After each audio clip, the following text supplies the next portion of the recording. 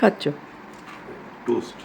আগের এপিসোডে আপনাদের জার্মানির এই ছোট্ট ফ্ল্যাটটা দেখিয়েছি এবং রেন্টও বলেছি। আজকে আপনাদের দেখাবো যে এখানে কি ধরনের খাবার পাওয়া যায়। আর বাঙালি কিন্তু সব জায়গাতেই নিজেদের মাছ খুঁজে নেয়। এটা হচ্ছে স্যামন ফিশ, এখানে কিনে রান্না করছি।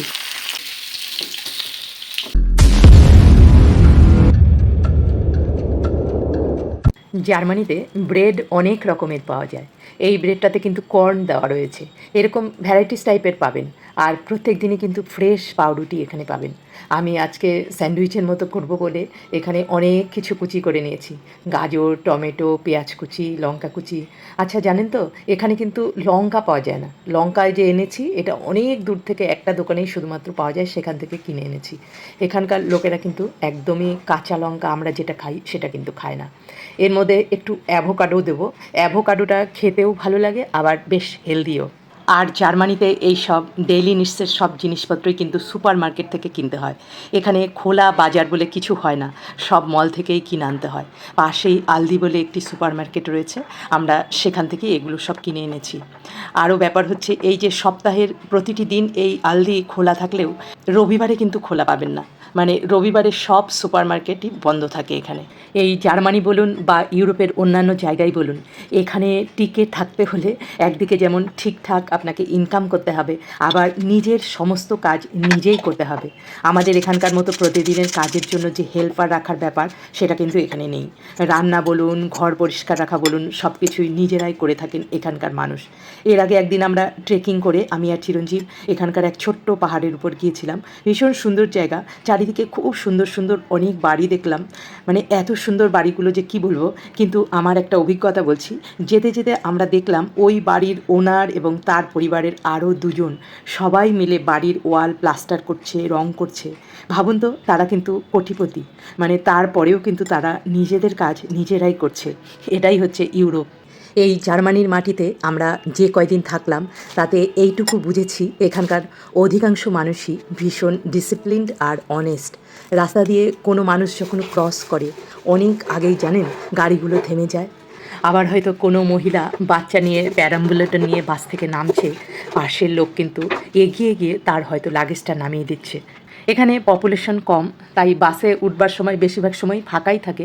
কিন্তু যখন ভিড় থাকে তখন দেখেছি কেউ কিন্তু কাউকে এগিয়ে দৌড়ে গিয়ে বা ধাক্কা মেরে কিন্তু বাসে ওঠার চেষ্টা করে না। সবাই কিন্তু পরপর লাইন দিয়েই বাসে ওঠে। তাড়াতাড়ি রেডি হয়ে বেরিয়ে পড়লাম। যে কয়েকদিন এখানে আছি, এই একটু সব জায়গাগুলো ঘুরে দেখে নেওয়া। আজকে আপনাদেরকে ড্রেসডেনের আরেকটি চার্চ দেখাবো। দেখুন কি দারুণ না চার্চটা। এই চার্চটা এখানকার ধর্মের সাথে সাথে ইতিহাস, সংস্কৃতি আর স্থাপত্যের এক নিদর্শন। এই চার্চের এক বিশেষত্ব হলো, এখানে একই সঙ্গে প্রোটেস্ট্যান্ট এবং ক্যাথলিক দুই সম্প্রদায়ের জন্যই এই চার্চের নামটা বেশ কঠিন। গার্নিসং কির্সে সেন্ট মার্টিন। 1945 সালের যুদ্ধে এত বোমাবর্ষণের পরেও এই চার্চ কিন্তু অক্ষত ছিল। আশেপাশের অন্যান্য ক্যাম্প এবং ভবনগুলো কিন্তু ভয়ঙ্করভাবে ক্ষতিগ্রস্ত হয়েছিল, অথচ এই চার্চ কিন্তু একই রকম রয়েছে। এখান থেকে দেখুন চার্চটাকে আরও এত সুন্দর লাগছে। আমরা ট্রামে আর বাসে করেই এখানে এসেছি, তবে আসার পরেও মানে ট্রাম বা বাস থেকে নামার পরেও কিন্তু অনেকটা দূরত্ব কিন্তু হেঁটে হেঁটেই ঘুরে দেখতে হয়। চলুন আরেকটা জায়গায় যাব। ঘুরতে ঘুরতে চলে এলাম ড্রেসডেনের এই আর্ট গ্যালারি। এই যে নীল রঙের যে বাড়িটা দেখছেন, এর নাম কোর্ট অফ এলিমেন্টস। এখানে বৃষ্টিপাতকে বাদ্যযন্ত্রের মতো ব্যবহার করে জল নিষ্কাশন ব্যবস্থা তৈরি করা হয়েছে। আর অপোজিট সাইডে রয়েছে এলিমেন্টস অফ লাইট।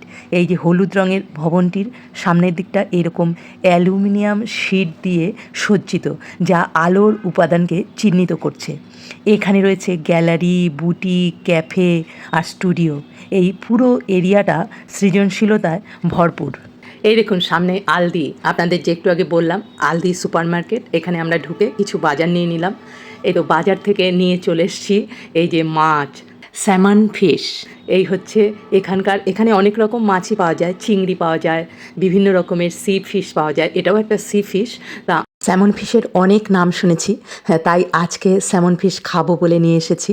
এই দেখুন স্যামন ফিশের 300 গ্রাম এটা। তা 300 গ্রামে মনে হলো যে কম হবে, তাই আর একটা আনলাম ছোট। এটা হচ্ছে 125 গ্রামের মতো। তা এটাই আজকে আমরা রান্না করব। এই স্যালমন ফিশের আমি অনেক নাম শুনেছি, কিন্তু কোনো দিন খাওয়া হয়নি, তাই আজকে এটা টেস্ট করব যে কেমন এটা খেতে।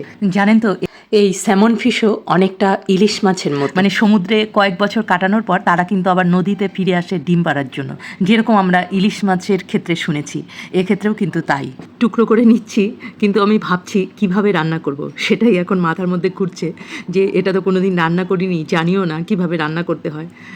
সেটাই এখন চিন্তা করছি যে কি প্রসেসে রান্নাটা হবে।